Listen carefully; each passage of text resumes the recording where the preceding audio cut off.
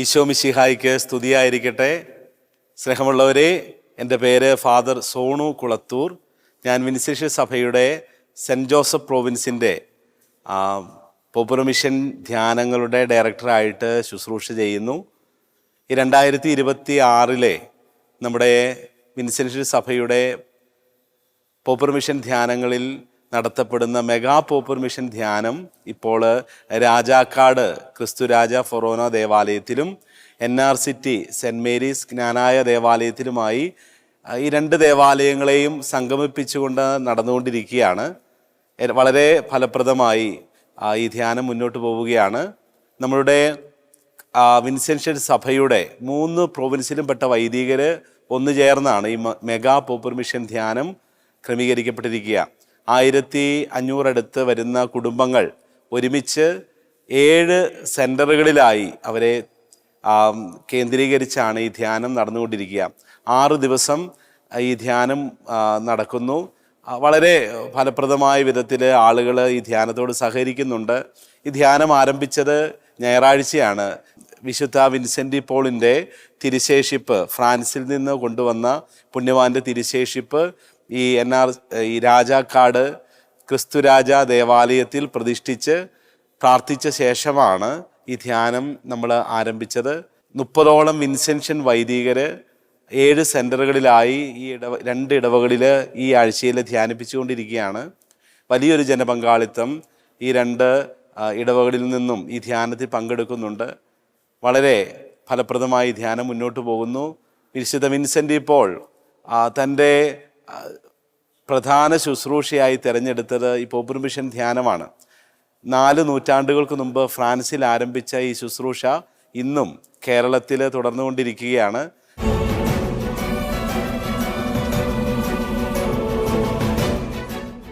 ഈശോയിൽ ഏറ്റവും സ്നേഹിക്കപ്പെട്ട ഇടവകയുടെ വികാരി സ്നേഹഭഗവാനോട്ടം മാത്യു കരോട്ട് കൊച്ചർക്കലച്ച, NRCT സെൻറ്റ് മേരീസ് പള്ളിയുടെ വികാരി ഷെറിനച്ച, ഈ 6 ദിവസത്തെ മെഗാ പോപ്പുലർ ധ്യാനം വളരെ നല്ല രീതിയിൽ നടത്തുവാനായിട്ട് നേതൃത്വം നൽകിയ സോനുവച്ച, വേദിയിലിരിക്കുന്ന മറ്റ് വൈദിക സഹോദരങ്ങളെ, ബഹുമാനപ്പെട്ട സിസ്റ്റേഴ്സ്, പ്രിയ മാതാപിതാക്കളെ, സഹോദരങ്ങളെ, 6 ദിവസങ്ങൾ രാജാക്കാട് ക്രിസ്തുരാജ ഇടവകയെ സംബന്ധിച്ചിടത്തോളം, NRCT സെൻറ്റ് മേരീസ് ഇടവകയെ സംബന്ധിച്ചിടത്തോളം വലിയ ആത്മീയ ഉണർവിൻ്റെ ദിവസങ്ങളായിരുന്നു. പ്രാർത്ഥിച്ച് ഒരുങ്ങി നിങ്ങൾക്കായി ഒരുക്കിയ ആത്മീയ വിരുന്നിൽ വളരെ താല്പര്യത്തോടെ പങ്കെടുത്തുകൊണ്ടും പങ്കെടുപ്പിച്ചുകൊണ്ടും ഇന്നതിൻ്റെ സമാപനത്തിൽ എത്തിയിരിക്കുകയാണ്. കുരിശ് കയ്യിൽ പിടിച്ച് പേപ്പൽ പതാകകളെ കയ്യിലേന്തിക്കൊണ്ട് വിശ്വാസ പ്രഘോഷണ റാലിയായി ഈ ദേവാലയ അങ്കണത്തിലേക്ക് കടന്നു വരുമ്പോൾ ഒരു വിശ്വാസത്തിൻ്റെ ഒരു വലിയ സാക്ഷ്യമാണ്, വിശ്വാസത്തിൻ്റെ വലിയൊരു പ്രകടനമാണ് വളരെ താല്പര്യത്തോടെ നിങ്ങൾ നടത്തിയതെന്ന് തീർച്ചയായിട്ടും നമ്മളെല്ലാവരും മനസ്സിലാക്കുന്നു, അറിയുന്നു. ഈ വേദിയിലെത്തിയപ്പോൾ തന്നെ പ്രാർത്ഥനാ ഗാനങ്ങൾ ആലപിച്ചുകൊണ്ട് സാധാരണ പള്ളിയിലെ തിരുക്രമങ്ങളിൽ പങ്കെടുക്കുന്ന വിപരീതമായി വലിയ ഉണർവോടെ ആവേശത്തോടെ പാട്ടുകൾ പാടി ദൈവത്തെ സ്തുതിക്കുമ്പോൾ എത്രമാത്രം ഈ ധ്യാനം നിങ്ങളെ സ്വാധീനിച്ചു എന്ന് ഒരു നല്ല തെളിവാണ് ഇവിടെ നൽകുക. പലപ്പോഴും നമ്മുടെ വിശ്വാസം പ്രഘോഷിക്കുവാനായിട്ടും ജീവിക്കാനൊക്കെ ഒരു നിസ്സംഗത പുലർത്തുന്ന കാലഘട്ടത്തിൽ ആ നിസ്സംഗതയും മടിയും ആലസ്യമൊക്കെ മാറ്റി ആവേശത്തോടെ ഉത്സാഹത്തോടെ പാട്ടുകൾ പാടി ദൈവത്തെ സ്തുതിക്കുമ്പോൾ എത്രമാത്രം ആത്മീയതയിൽ വളരുവാനായിട്ട് സാധിച്ചു എന്ന് നമ്മൾ ഓരോരുത്തരും തിരിച്ചറിയുകയാണ്. തിരക്ക് പിടിച്ച ലോകത്തിലൂടെയാണ് നമ്മൾ കടന്നു പോവുക. ജീവിതത്തിൻ്റെതായ ഒത്തിരിയേറെ തിരക്കുകളും വ്യഗ്രതകളുമൊക്കെ ജീവിതത്തിലെ സന്തോഷവും സമാധാനവും സ്വസ്ഥതയുമൊക്കെ നഷ്ടപ്പെടുത്തുന്ന ഒരു കാലഘട്ടത്തിൽ ഈ തിരക്കുകൾക്കപ്പുറത്ത് കുറച്ച് സമയം, കുറേ സായാഹ്നങ്ങൾ ദൈവത്തോടുകൂടി ആയിരിക്കുവാനും വചനം കേൾക്കുവാനും ശ്രവിക്കുവാനും മനസ്സിലാക്കുവാനും പഠിക്കുവാനും വചനത്തിനനുസൃതമായ നമ്മുടെ ജീവിതത്തിൽ മാറ്റങ്ങൾ വരുത്തുവാനും ഒക്കെ നൽകപ്പെട്ട നല്ല അവസരമായിരുന്നു ഈ ധ്യാനത്തിൻ്റെ അവസരമെന്ന് മനസ്സിലാക്കുകയാണ്. നമുക്കറിയാം, നമ്മുടെ വിശ്വാസ ജീവിതത്തിൽ ഒത്തിരിയേറെ വിശ്വാസ പരിശീലനത്തിലൂടെ കടന്നു പോകുന്നവരാണ് ക്രൈസ്തവരാണ് നാം ഓരോരുത്തരും. മാമോദീസ സ്വീകരിക്കുന്ന ദിവസം മുതൽ പ്രായത്തിൻ്റെ വളർച്ചയ്ക്ക് അനുപാതികമായി ആവശ്യമായ വിശ്വാസസത്യങ്ങൾ പഠിക്കുകയും അതിനനുസരിച്ച് ജീവിതത്തിൽ മാറ്റങ്ങൾ വരുത്തുകയും വിശ്വാസത്തിൽ വളരുവാൻ ഒത്തിരിയേറെ അവസരങ്ങൾ ലഭിക്കുകയും ചെയ്യുന്ന, മറ്റേത് മതസമൂഹത്തേക്കാൾ ഉപരിയായി അവസരം ലഭിക്കുകയും ചെയ്യുന്നവരാണ് നമ്മൾ ഓരോരുത്തരും. പക്ഷേ അറിയുന്ന കേൾക്കുന്ന വചനവും പഠിച്ചിരിക്കുന്ന വചനമൊക്കെ ജീവിതത്തിൽ പലപ്പോഴും പ്രാവർത്തികമാക്കാൻ പറ്റാതെ പോയി നമ്മുടേതായ ഈ ലോകത്തിൻ്റെതായ ശൈലിയിൽ ജീവിക്കുവാനായിട്ട് അല്ലെ ജീവിക്കുന്നതിനായിട്ട് പലപ്പോഴും നമ്മൾ മാറാറുണ്ട്. നമ്മുടെ വിശ്വാസ ജീവിതത്തിൽ 3 തലങ്ങൾ ഉണ്ടെന്നാണ് പറയുക. ഒന്നാമത്തെ തലത്തെക്കുറിച്ച് പറയുക മതാത്മക തലമാണ്. അത് നമ്മെ സംബന്ധിച്ചിടത്തോളം വളരെ നല്ല രീതിയിൽ വിശ്വാസികൾക്ക് പ്രാർത്ഥിക്കുവാനും വിശ്വാസികൾ ഒന്നിച്ചുകൂടുവാനും പഠിക്കുവാനും ഒക്കെ ആവശ്യമായ സംവിധാനങ്ങൾ, പള്ളിയും പള്ളിക്കുടങ്ങളും കുരിശുപള്ളികളൊക്കെ ധാരാളമായിട്ട് നമുക്കുണ്ടെന്നത് വലിയൊരു അനുഗ്രഹമായിട്ട് നമുക്ക് കാണാൻ സാധിക്കും. രണ്ടാമത്തെ തലമാണ് ആധ്യാത്മിക തലം. വിശ്വാസത്തിൽ വളരാൻ ഉതകുന്ന രീതിയിലുള്ള ആചാര അനുഷ്ഠാനങ്ങൾ സഭയിൽ ഒത്തിരിയേറെയുണ്ട്. അതിലൊരു അനുഷ്ഠാനത്തിൻ്റെ ഭാഗമായിട്ട് പറയാൻ സാധിക്കും നമ്മൾ നടത്തിക്കൊണ്ടിരിക്കുന്ന ഈ പോപ്പുലർ ധ്യാനം. അതുപോലെ ഒത്തിരിയേറെ നമുക്കറിയാം, 3 നോമ്പുണ്ട്, 8 നോമ്പുണ്ട്, 15 നോമ്പുണ്ട്, 25 നോമ്പുണ്ട്, 50 നോമ്പുണ്ട്. ഇതൊക്കെ വിശ്വാസത്തിൽ നമ്മൾ വളർത്തുവാനുള്ള ആധ്യാത്മിക തലത്തിലുള്ള ആചാരങ്ങളും അനുഷ്ഠാനങ്ങളുമാണ്. ഈ മതാത്മക തലത്തിലൂടെയും ആധ്യാത്മിക തലത്തിലൂടെയൊക്കെ നൽകപ്പെടുന്ന അവസരങ്ങളും സാധ്യതകളും ഒക്കെ ഉപയോഗപ്പെടുത്തിക്കൊണ്ട് മൂന്നാമത്തെ തലമായ ആത്മീയ തലത്തിലേക്ക് വളരണമെന്നാണ് സഭ ആഗ്രഹിക്കുക, ദൈവം ആഗ്രഹിക്കുക. ആത്മീയ തലം എന്ന് പറയുന്നത് ഒരു മനസ്സിൻ്റെ ഭാവമാണ്. മറ്റുള്ളതെല്ലാം ഒത്തിരി അനുഷ്ഠാനങ്ങളാണ്, ആചാരങ്ങളാണ്, ചെയ്തുകൂടുന്ന കാര്യങ്ങളാണ്, വായിച്ചുവിടുന്ന പറഞ്ഞുവിടുന്ന കാര്യങ്ങളാണ്.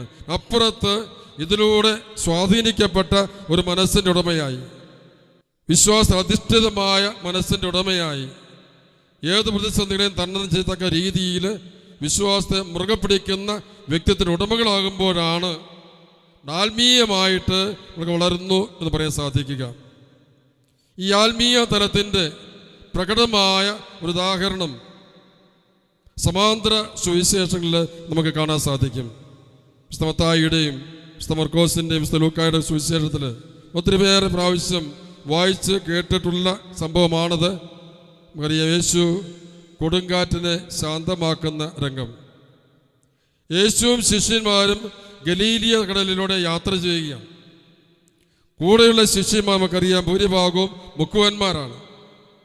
ഗലീലിയ കടലിലുള്ള അങ്ങോളം ഇങ്ങോളം യാത്ര ചെയ്തിട്ടില്ല, മീൻ പിടിക്കുവാനായിട്ട് അത്യധ്വാനം ചെയ്തിട്ടില്ല, കടലിൻ്റെ രൂപവും ഭാവവും മനസ്സിലാക്കിയിട്ടുള്ള ശിഷ്യന്മാർ യേശുവിനോടൊപ്പം യാത്ര ചെയ്യുമ്പോൾ അപ്രതീക്ഷിതമായിട്ട് ആ കടൽ ക്ഷോഭിക്കുകയാണ്. വലിയ കൊടുങ്കാറ്റുണ്ടാകുന്നു. ഒരുപക്ഷെ അവരിതിനെ കണ്ടിട്ടില്ലാത്തതിനേക്കാൾ വലിയ ഭീകരമായ ഒരു കൊടുങ്കാറ്റ്. ഇതവരെ അപകടത്തിലാക്കുമെന്നുള്ള ആശങ്ക ശിഷ്യന്മാരിലേക്ക് ഉണ്ടാവുകയാണ്. കൂടെ തങ്ങളുടെ ഗുരുവുമുണ്ട്. എല്ലാവരും അപകടത്തിൽപ്പെട്ട് പോയേക്കാവുന്ന വളരെ അപകടകരമായ ഗൗരവമായ ഒരു സാഹചര്യം വരുമ്പോൾ അവരിങ്ങനെ ആകുലപ്പെട്ടുകൊണ്ട് അസ്വസ്ഥയായിക്കൊണ്ട് നോക്കുമ്പോൾ യേശു വഞ്ചിയിൽ അമരത്ത് തലകണ വെച്ച് കിടന്ന് ഉറങ്ങുകയായിരുന്നു. സുവിശേഷം പറഞ്ഞത് അങ്ങനെയാണ്. ഇവരെല്ലാവരും ആകെപ്പെടെ അസ്വസ്ഥരാണ്, ആകുലരാണ്, എല്ലാവരും നശിക്കാൻ പോകുന്ന ചിന്ത അവരെ അലട്ടുമ്പോൾ നോക്കുമ്പോൾ ഇതാ ഒരാൾ സ്വസ്ഥമായിട്ട് കിടന്നുറങ്ങുകയാണ്. അതൊരു ആത്മീയ മാനസിക ഭാവമാണത്. ഇതിലൊന്നിനും തങ്ങളെ നശിപ്പിക്കാൻ സാധിക്കുകയില്ല എന്നുള്ള ഉത്തമമായ ബോധ്യത്തിൻ്റെ പശ്ചാത്തലത്തിൽ ആ പ്രതിസന്ധിയിൽ മറ്റൊരു ശിഷ്യന്മാരെ പോലെ തകരാതെ കൊണ്ട്, തളരാതെ കൊണ്ട്, അസ്വസ്ഥരാകാതെ സ്വസ്ഥമായിട്ട് ആ പ്രതിസന്ധിയെ അഭിമുഖീകരിക്കത്തക്ക രീതിയിൽ ശാന്തമായിട്ട് ഇരിക്കാൻ സാധിക്കുന്ന യേശുവിൻ്റെ ആ മനോഭാവം, അതാണ് ഒരു പക്ഷേ ആത്മീയതയുടെ ഒരു നല്ല ഭാവമായിട്ട് നമുക്ക് പറയാൻ സാധിക്കുക. പിതാവിലുള്ള ഉത്തമമായ ബോധ്യത്തിൽ തങ്ങൾ അപകടത്തിലാവുകയില്ല എന്നുള്ള യേശുവിൻ്റെ വിശ്വാസത്തിൻ്റെ ഒരു നല്ല ഭാവം. പ്രിയപ്പെട്ടവരെ, നമ്മൾ കടന്നു പോകുന്ന ഈ കാലഘട്ടത്തിലൂടെ ഒത്തിരിയേറെ കാര്യങ്ങൾ പഠിക്കുന്നുണ്ട്, അറിയുന്നുണ്ട്. ആചാര അനുഷ്ഠാന കുറവൊന്നുമില്ല. ഞായറാഴ്ച കുർബാനയിൽ പോകുന്നുണ്ട്, കൂട്ടായ്മ പ്രാർത്ഥന പങ്കെടുക്കുന്നുണ്ട്, സന്ധ്യാപ്രാർത്ഥനയിൽ പങ്കെടുക്കുന്നുണ്ട്, ആണ്ടുവട്ടമുള്ള ധ്യാനങ്ങളിൽ പങ്കെടുക്കുന്നുണ്ട്, പോപ്പുലർ മിഷൻ ധ്യാനത്തിൽ പങ്കെടുക്കുന്നു. ഇതിലൊക്കെ രൂപപ്പെട്ടു വരേണ്ട ഒരു ഭാവമാണിത്. കാരണം ആ ശിഷ്യന്മാർ അഭിമുഖീകരിച്ചിരുന്നതിനേക്കാൾ കൂടുതലായ പ്രതിസന്ധികളിലൂടെയാണ് നാം ഓരോരുത്തരും കടന്നു പോവുക. ഓരോരുത്തർക്കും അവരുടേതായ പ്രതിസന്ധികളുണ്ട്, അസ്വസ്ഥതകളുണ്ട്, സമാധാനം നഷ്ടപ്പെട്ട സാഹചര്യങ്ങളുണ്ട്. അതൊരു പക്ഷേ കുടുംബത്തിൻ്റെ സാമ്പത്തിക പ്രതിസന്ധിയാകാം, കുടുംബാംഗങ്ങൾ സംബന്ധിച്ചിരിക്കുന്ന രോഗമാകാം, മക്കളെക്കുറിച്ചുള്ള ആകുലതകളാകാം, ദാമ്പത്യമതിലുള്ള വിള്ളലുകളാകാം, തെറ്റിദ്ധാരണകളാകാം. ഒരുപക്ഷെ സ്വസ്ഥതയേക്കാൾ കൂടുതലായിട്ട് അസ്വസ്ഥത നമ്മളെ ഭരിക്കുന്ന ഒരു കാലഘട്ടത്തിൽ കടന്നു പോകുമ്പോൾ എവിടെ ഉത്തരം കണ്ടെത്തണം, എവിടെ സമാധാനം കിട്ടുമെന്നൊക്കെ ആകുലതകളുടെ ഉത്കണ്ഠകളുടെ അന്വേഷിക്കുന്ന ഒരു വിഭാഗമായിട്ട് നമ്മൾ മാറിയിട്ടുണ്ട്. ഒരു കമ്പോള ഉപഭോഗ സംസ്കാരത്തിന്റെ ഭാഗമായി വാങ്ങിച്ച് ഉപയോഗിച്ച് കൂട്ടുന്നൊരു കാലഘട്ടത്തിൽ ജീവിതത്തിൻ്റെ ലക്ഷ്യത്തെക്കുറിച്ച് മറന്നുകൊണ്ട്, ഒരുപക്ഷെ നാളെക്കുറിച്ചുള്ള നല്ല സ്വപ്നങ്ങൾ തകർന്നുകൊണ്ട് ഇനി എന്തിനു ജീവിക്കണമെന്നൊക്കെ ചിന്തിക്കുന്ന ഒത്തിരിയേറെ ആളുകൾ വർദ്ധിച്ചു വരുന്നൊരു കാലഘട്ടം. ജീവിതത്തിലെ പ്രതിസന്ധികൾക്ക് ഉത്തരമായി മദ്യത്തിനും മയക്കുമരുന്നിനും അടിമകളാകുന്ന മുതിർന്നവരും കുട്ടികളുമൊക്കെ, വർദ്ധിച്ചു വരുന്ന കൊലപാതകങ്ങൾ, വിച്ഛേദിക്കപ്പെടുന്ന കുടുംബ ബന്ധങ്ങൾ, കുഞ്ഞുങ്ങളിലെ അക്രമവാസന. ഈ അടുത്ത ദിവസം പത്രത്തിലുണ്ടായിരുന്ന ഒരു മുഖപ്രസംഗമാണ്. പാവപ്പെട്ട പ്രായപൂർത്തിയാകാത്ത പാവപ്പെട്ട ക്രൂരന്മാർ. കേൾക്കുമ്പോൾ വിചിത്രമായ ടൈറ്റിലാണ്, പ്രായപൂർത്തിയാകാത്ത പാവപ്പെട്ട ക്രൂരന്മാരെന്നത്. എന്താണ്? കുഞ്ഞു മക്കളിൽ വർദ്ധിച്ചു വരുന്ന ക്രൂരതയുടെ പാവങ്ങൾ. പല സ്കൂളുകളുടെയും ഒക്കെ പശ്ചാത്തലത്തിൽ മദ്യത്തിന് അടിമയായി, മയക്കുമരുന്നിന് അടിമയായി, മാനുഷിക പ്രകൃതി മാറി മൃഗതുല്യമായി പ്രവർത്തിക്കുകയും അക്രമത്തിൻ്റെതായ തലങ്ങളിലേക്ക് പോവുകയും ചെയ്യുന്ന രംഗങ്ങൾ വർദ്ധിച്ചു വരുന്ന കാലഘട്ടം. എല്ലാത്തരം പ്രതിവിധി മയക്കുമരുന്നാണ് കരുതിക്കൊണ്ട് മയക്കുമരുന്നിൻ്റെ പിന്നാലെ പോകുന്ന മനുഷ്യർ ഇതൊക്കെ നഷ്ടമാക്കുന്നത്, ഇല്ലാതാക്കുന്നത് നല്ല ക്രിസ്തീയ കുടുംബങ്ങളുടെ അന്തരീക്ഷമാണ്. സ്നേഹത്തിൽ, കൂട്ടായ്മയിൽ, സാഹോദര്യത്തിലെ വിശുദ്ധിയിൽ വളരേണ്ട കുടുംബങ്ങൾ, കൂടുമ്പോൾ ഇമ്പമാകേണ്ട കുടുംബങ്ങൾ നരകങ്ങളായി മാറിക്കൊണ്ടിരിക്കുമ്പോൾ എവിടെയും അസ്വസ്ഥതയുടെ, ആകുലതയുടെ, ഉത്കണ്ഠയുടെ അനുഭവങ്ങളുടെ കടന്നു പോകുന്ന തലമുറ നമുക്കുണ്ട്. ഇതിന് പ്രതിസന്ധി, ഇതിന് പരിഹാരം.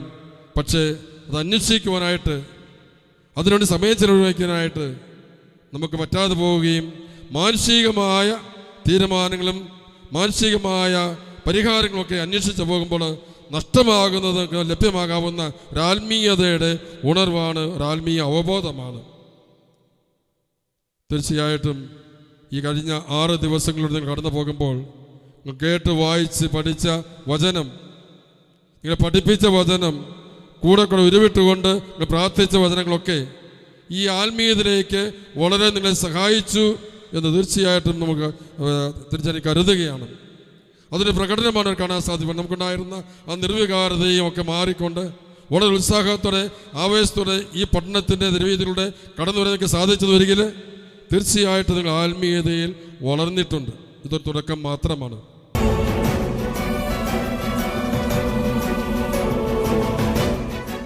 ആരാധന ആരാധന തിരുവോസ്തിരൂപൻ ആരാധന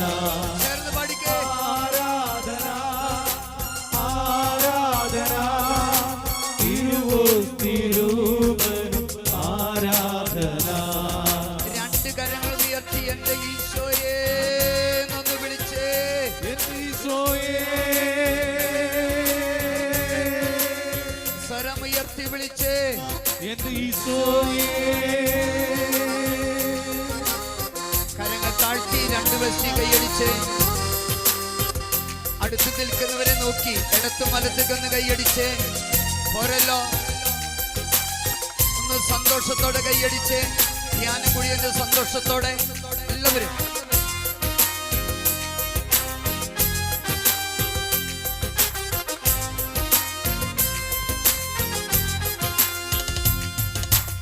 അടിമകൾക്ക് സ്വാതന്ത്ര്യവുമായി ദരിദ്രന് സുവിശേഷവുമായി കരയുന്നവരുടെ കണ്ണീരൊക്കും കരുണ നിറഞ്ഞൻ കർത്താവേ. അടിമകൾക്ക് സ്വാതന്ത്ര്യവുമായി ദരിദ്രന് സുവിശേഷവുമായി കരയുന്നവരുടെ കണ്ണീരൊക്കും കരുണ നിറഞ്ഞൻ കർത്താവേ. സൈന്യങ്ങൾ തൻ കർത്താവേ ആരാധിക്കും നിൻ നാമം. സൈന്യങ്ങൾ തൻ കർത്താവേ ആരാധിക്കും നിൻ നാമം. ആരാധന ആരാധന തിരുവോസ്തിരൂപൻ ആരാധന ആരാധന ആരാധന തിരുവോസ്തിരൂപൻ ആരാധന. എല്ലാവരും സ്വരമുയർത്തി കരമുയർത്തി സ്തുതിച്ച് ഹല്ലേലൂയ ഹല്ലേലൂയ ഹല്ലേലൂയ ഹല്ലേലൂയ സ്വരമുയർത്തി സ്തുതിച്ചു. നീ സ്തുതിക്കുമ്പോൾ പരിശുദ്ധാത്മാവ് ഇറങ്ങി വരും. പൈശാചിക ശക്തി നിന്നെ വിട്ടുപോകും. ഹല്ലേലൂയ ഹല്ലേലൂയ സ്വരത്തെ പറഞ്ഞേ ഹല്ലേലൂയ ഹല്ലേലൂയ. സ്നേഹമുള്ളവരെ, പരിശുദ്ധാത്മാവിൻ്റെ പ്രവർത്തനങ്ങളെ കുറിച്ച് പറയുമ്പോൾ പൊതുവായിട്ടുള്ള ആത്മാവിൻ്റെ പ്രവർത്തനമുണ്ട്, വ്യക്തിപരമായ ആത്മാവിൻ്റെ പ്രവർത്തനമുണ്ട്. അതാണ് പന്തക്കുസ്ത തിരുനാളിൽ നമ്മൾ കാണുന്നത്. അപ്പോസ്തല പ്രവർത്തനം 2-ാം അധ്യായത്തിൽ 1 തുടങ്ങി 4 വരെയുള്ള തിരുവചനങ്ങൾ. പന്തക്കുസ്ത ദിനം സമാഗതമായപ്പോൾ അവരെല്ലാവരും ഒരുമിച്ച് കൂടിയിരിക്കുകയായിരുന്നു. കൊടുങ്കാറ്റടിക്കുന്ന പോലെ ശബ്ദം പെട്ടെന്ന് ആകാശത്ത് നിന്നുണ്ടായി. അത് പരിശുദ്ധാത്മാവിൻ്റെ പൊതുവായിട്ടുള്ള പ്രവർത്തനമാണ്. അത് അവർ സമ്മേളിച്ചിരുന്ന ആ വീട് മുഴുവനും നിറഞ്ഞു നിന്നു. പരിശുദ്ധാത്മാവിൻ്റെ പ്രവർത്തനം പൊതുവായിട്ട് നമുക്ക് കാണാൻ സാധിക്കും, പൊതുവായിട്ട് സഭയിൽ കാണാൻ സാധിക്കും. വീണ്ടും അപ്പോസ്തല പ്രവർത്തനം തന്നെ 4-ാം അധ്യായത്തിൽ 22 മുതൽ 31 വരെയുള്ള വചനങ്ങൾ. ഇവിടെ വിശ്വാസികൾ ധൈര്യത്തിന് വേണ്ടി പ്രാർത്ഥിച്ചു കൊണ്ടിരുന്നപ്പോൾ 31-ാമത്തെ തിരുവചനം, പ്രാർത്ഥന കഴിഞ്ഞപ്പോൾ അവർ സമ്മേളിച്ചിരുന്ന ആ വീട് കുലുങ്ങി. അവരെല്ലാവരും പരിശുദ്ധാത്മാവിനാൽ പൂരിതരായി ദൈവവചനം ധൈര്യപൂർവ്വം പ്രഘോഷിക്കാൻ തുടങ്ങി. അവിടെ പരിശുദ്ധാത്മാവിൻ്റെ പൊതുവായുള്ള പ്രവർത്തനമാണ് കാണുന്നത്. വീണ്ടും നമ്മൾ കാണുന്നു അപ്പോസ്തല പ്രവർത്തനം തന്നെ 10-ാം അധ്യായത്തിൽ 44 മുതൽ 48 വരെയുള്ള വചനങ്ങളിൽ. അവിടെ പത്രോസ് കൊർന്നേലിയൂസിൻ്റെ വീട്ടിൽ പ്രാർത്ഥനയിലായിരുന്നപ്പോൾ അവിടെ വിജാതിയരുണ്ടായിരുന്നു. വിജാതിയരുടെ മേൽ പോലും ആത്മാവ് ഇറങ്ങി വരുന്നു. അവർ ഭാഷാപരത്തിൽ പ്രാർത്ഥിച്ചുവെന്നാണ് പറയുന്നത്. അവിടെ ഒരു പൊതുവായുള്ളൊരു അഭിഷേകം, അവിടെ നിന്ന് എല്ലാവരുടെ മേലും പരിശുദ്ധാത്മാവ് വന്നു. ഒന്ന് ഹല്ലേലൂയ പറയോ.